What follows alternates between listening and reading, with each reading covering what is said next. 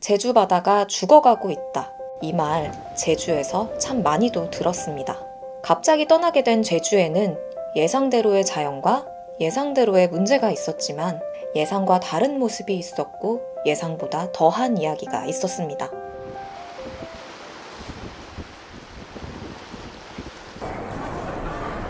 안녕하세요 여러분, 듣동남 호상주입니다. 제가 일주일 동안 제주도에서 워케이션을 가게 됐어요. 와!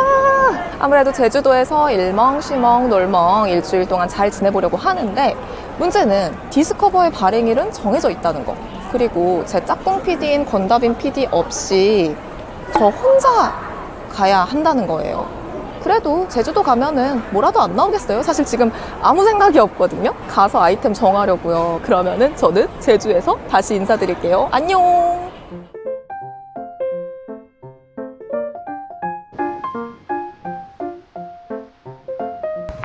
제가 다른 여행 유튜버 분들처럼 오늘의 일정을 간단히 브리핑 해볼게요. 제주 오면 꼭 해보고 싶었던 활동이 있었는데, 플로깅 아시죠? 근데 제주에서는 플로깅을 봉그깅으로 부르더라고요. 여기서 잠깐! 플로깅은 다들 무슨 뜻인지 아시죠? 쓰레기 주우면서 조깅하는 활동이요. 제주에서는 줍다는 의미의 봉그다, 그리고 조깅 이렇게 해서 봉그깅으로 부른답니다. 네, 오늘 봉그깅이 취소됐다고 합니다.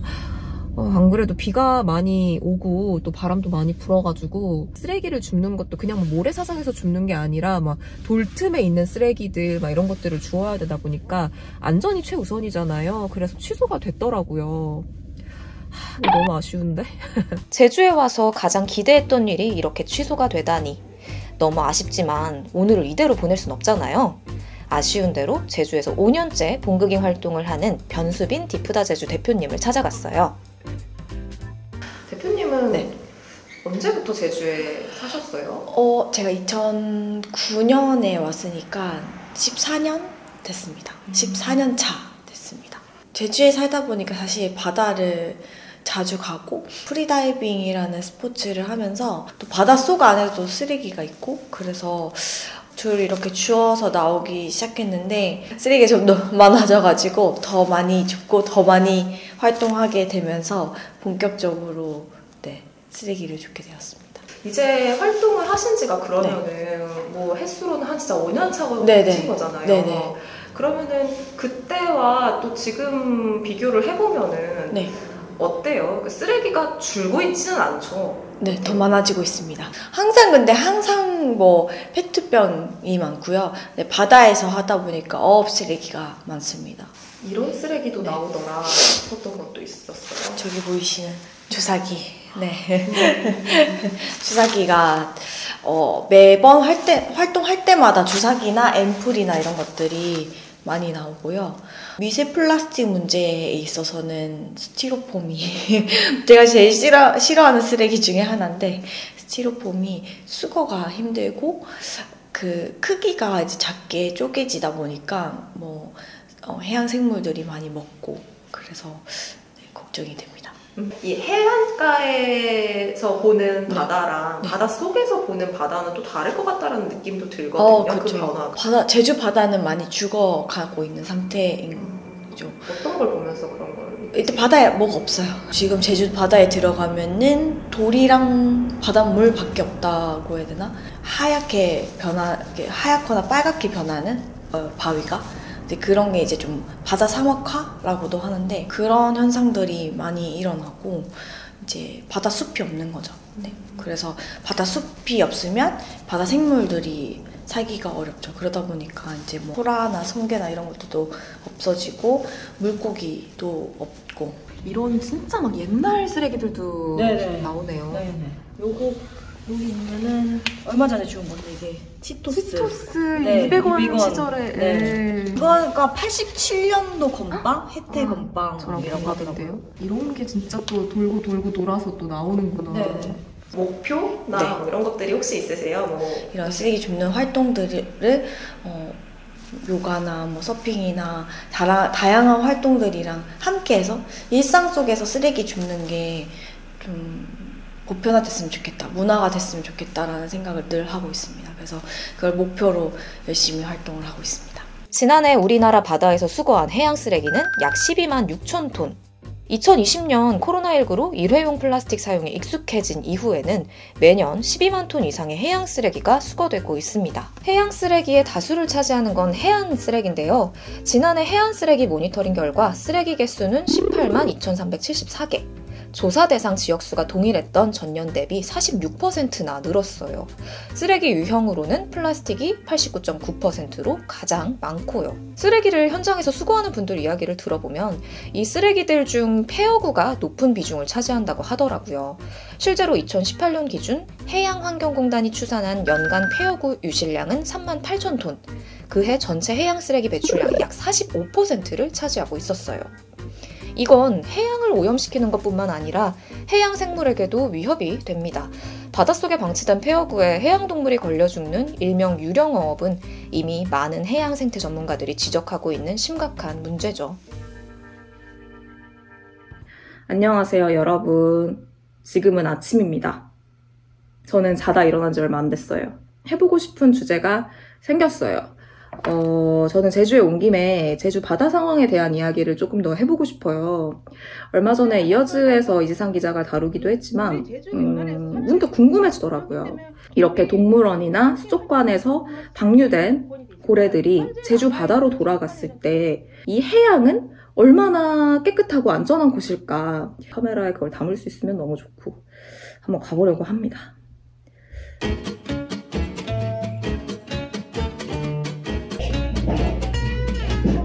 저는 지금 밥을 먹으러 왔습니다.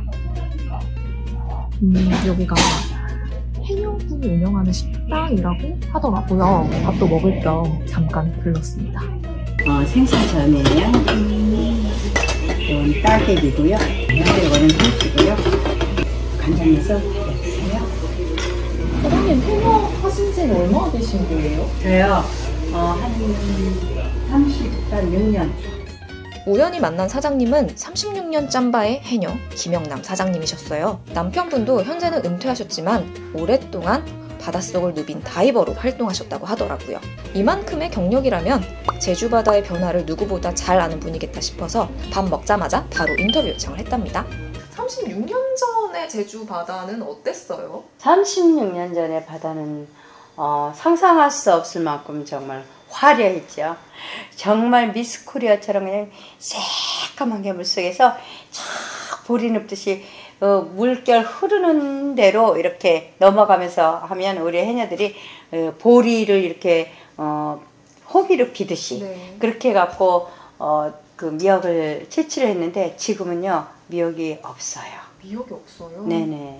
그전에는 이제 이 돌 위에도 매끌매끌하면서 여기는 성게도 많다, 여기는 소라, 전복도 이렇게 있겠다 싶어서 막 그렇게 했는데 지금은 바다 그 돌 자체가 발을 디디면 푹석푹석한 그러니까 이끼가 많은 것처럼 시청 그 해양수산부에서도 개닦기라는 걸 하는데 돌을 긁어내서 그런 걸 이제 없애는 그런 작업도 하긴 해요. 하는데 그게 많은 효과를 못 봐요. 30년 전에는 뭐 우리가 통상 들어가면은 뭐 최소한 10m 이상 보였죠. 지금은 뭐 한 3m, 4m? 10m 이상 보이는 날짜가 극히 드물 정도. 그 정도로 물이 탁해진 거죠. 지금은요, 한 치 앞도 제대로 못 볼 때가 많아요. 저가 해녀지만 물속에 들어가잖아요. 물속에 들어가서 있는 쓰레기 못 주워요. 내가 위험해서. 물론 캔 하나씩 이렇게 주워오는 건 할 수 있을까 모르지만 낚싯줄, 뭐 그물 막 이런 게 있으면요 그런 거예요. 안경이라도 이렇게 해놓으면은 바로 거기서 그냥 죽는 거예요. 지금 너무 바닷속이 너무너무 안타까워요. 담배꽁초 진짜 많더라고요. 저 진짜 화나거든요. 네, 담배꽁초는 주워도 티가 많이 안 나는 거 아시죠? 그쵸. 안녕하세요. 저는 지금 제주도 입도한 지 8년 됐고 7년차 물질하고 있는 신산리 해녀 전유경입니다.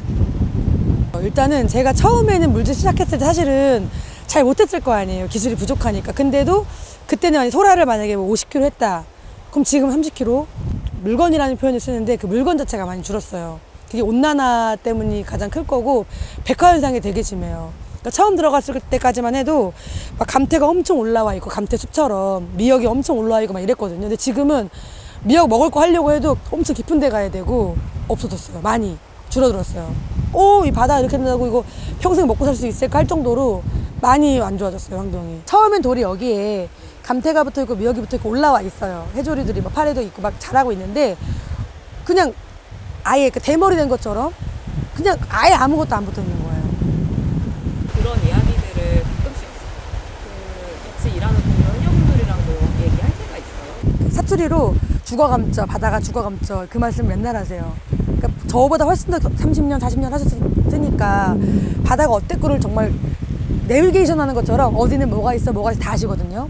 근데 그럼에도 불구하고 그분들이 바닥이 점점 죽어감쪄 너 저한테 걱정하세요.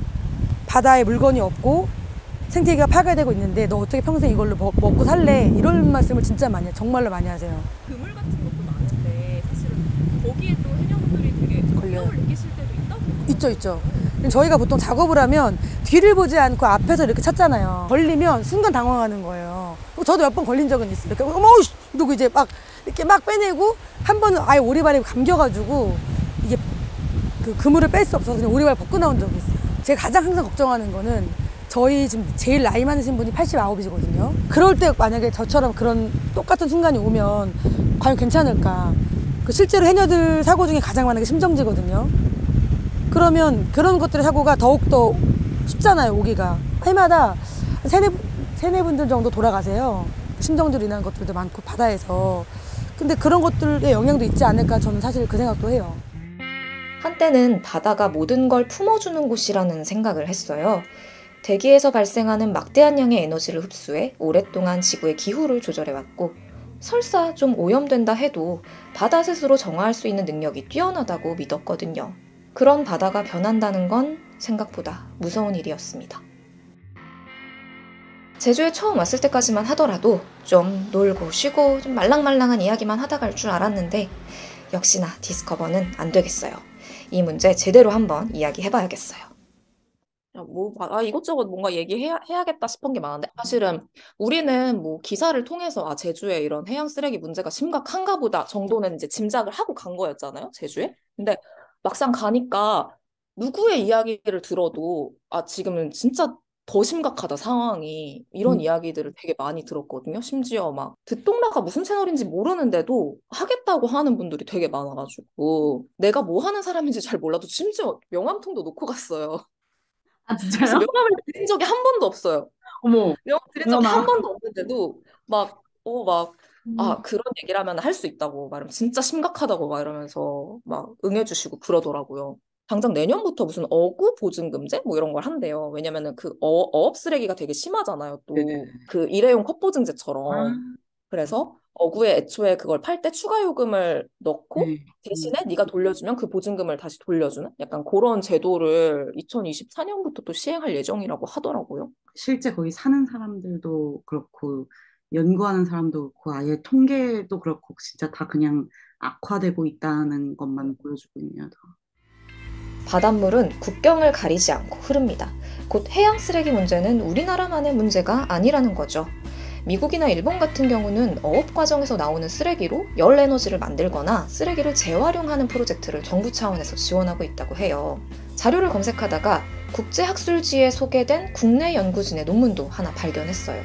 한국 해변에서 발견된 대형 해양동물 12마리의 사체를 부검해보니 이들의 위와 장에서 미세 플라스틱이 1902개나 발견됐다는 내용이 담겨 있었습니다. 이 연구에 참여한 김태원 인하대 교수에게 인터뷰를 요청했어요. 흔쾌히 응해주셨습니다. 사실은 작은 플라스틱은 그 위해성에 대해서 아직까지 밝혀지지 않는 것들이 굉장히 많이 있어요. 소화가 안 되면 몸 밖으로 배출이 되겠죠. 그냥 몸 밖으로 배출이 되는 게 정상적인 과정인데 그게 몸속에 이제 남아있으면서 어떤 다른, 거기에 부과된 어떤 화학 첨가물이 있을 경우에 그게 호르몬 기작이라든지 이런 것들을 바꿀 수 있는 위험성이 있는 거죠. 이를테면 제주도 같은 곳에, 대형 해양동물 부검, 프로그램을 이제 진행을 하죠.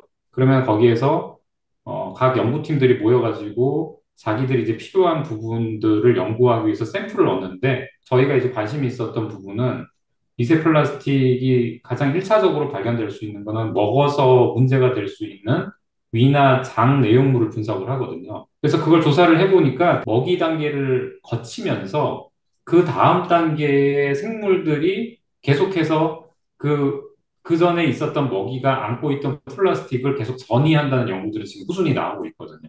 그러면 네. 사실 최근에 발견된 이 미세 플라스틱은 어떻게 보면은 빙산의 일각일 수도 있을 거라는 생각도 드네요. 당연하죠. 제가 이제 특히 관심 있는 부분 중에 하나가 그 연근해에 있는 대형 해양 동물들이거든요. 그 생태계의 가장 상위를 차지하고 있는 포식자들이 많이 있어요. 먹이망의 단계를 보자면은 굉장히 인간이 차지하고 있는 지구상에서 차지하고 있는 지위하고 비슷해요. 그렇다면은 얘네들이 그냥 미세 플라스틱 예를 들어서 몸속에서 그렇게 발견이 됐다? 그러면은 그게 거꾸로 얘기하면은 내 몸에도 똑같이 그렇게 미세 플라스틱이 존재할 수 있는 겁니다. 어떻게 보면은 대형 해양 동물들은 우리한테 이제 메시지를 주기 위한 일종의 저는 거울이라고 생각을 하거든요. 그러니까 우리한테 먼저 경고의 메시지를 보내는 거라고 저는 생각을 해요. 그래서 교수님이 보시기에 그래도 현 단계에서 할 수 있는 현실적인 방법들 뭐가 있을까 좀 궁금해요. 현실적인 방법은 모두가 이 사실을 아는 게 제일 중요하다고 생각하거든요. 우리가 알고 잘못하는 것과 모르고 잘못하는 게 어느 게 더 잘못된 거냐 물어보면 대부분 알고 잘못하는 게 잘못됐다고 얘기를 해요. 근데 환경에 있어서만큼은 이게 예외가 될 수밖에 없는 게 모르고 무지혜로 인한 우리가 잘못됨을 저지르는 게 훨씬 더 피해가 클 수 있습니다. 모르니까요. 뭐 이게 얼마나 위험성이 있고 만약 이게 장기적으로 어떤 문제를 일으킬 수 있는지에 대해서 모르기 때문에 누구나 다 잘 알 수 있도록 교육하는 게 굉장히 필요하다고 생각하거든요.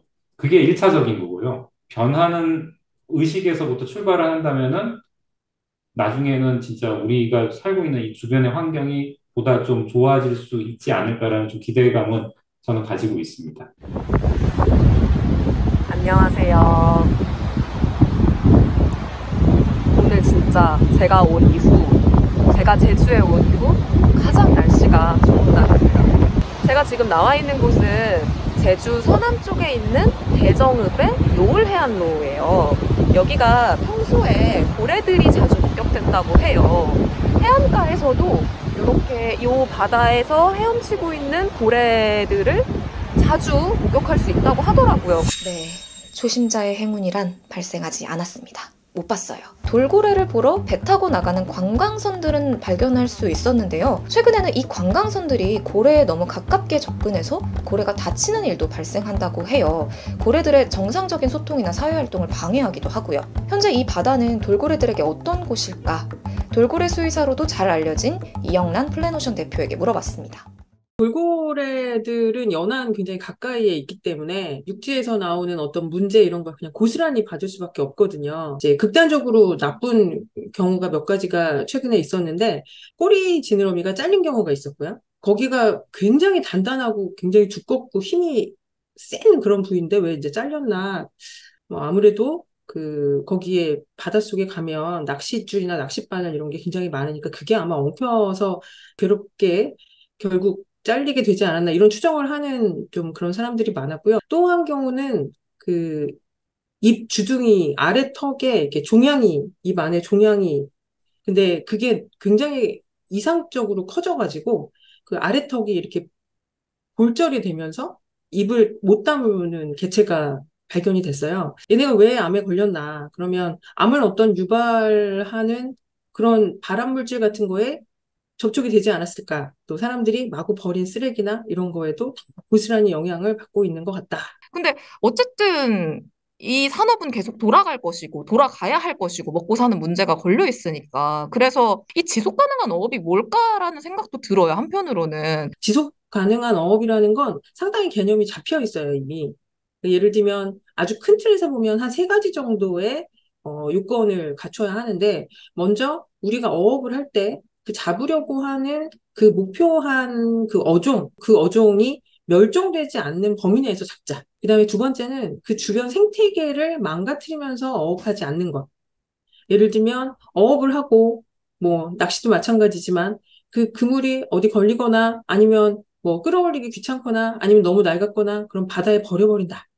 그러면 그게 유령 어업을 하고 있는 거죠. 누구도 어업을 하진 않지만 혼자 그 그물이 다 어업을 하고 있는 거고 그러면 거기에 다른 물고기도 죽고 바다거북도 죽고 바다새도 죽고 고래도 죽고 주변에 이제 생태계를 다 망가뜨리는 거니까 그리고 우리가 목표한 어종만 잡아야 되는데 그렇지 않고 그런 주변 생태계를 파괴하지 않는 어업 그리고 이제 세 번째는 그 어업과 관련된 인간 사회가 평화로워야 돼요.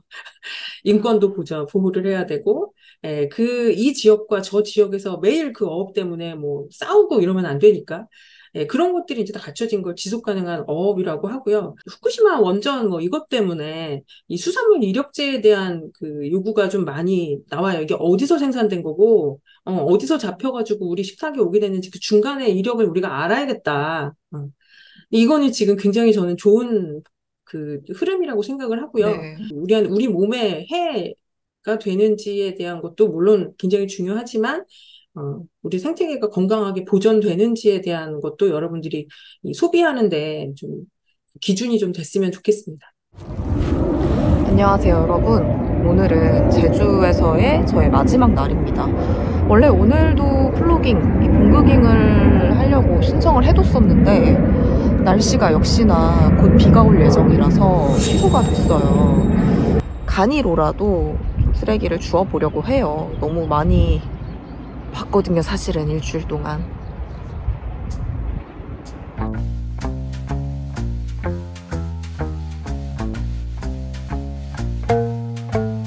쓰레기가 진짜 많았는데 특히 자잘자잘하게 부서져 있는 작은 플라스틱 쓰레기들은 너무 많아서 줍기도 힘들고 주워도 티도 안 나더라고요. 많은 분들과 함께하면 더 보람을 느꼈을 텐데 좀 아쉬웠어요.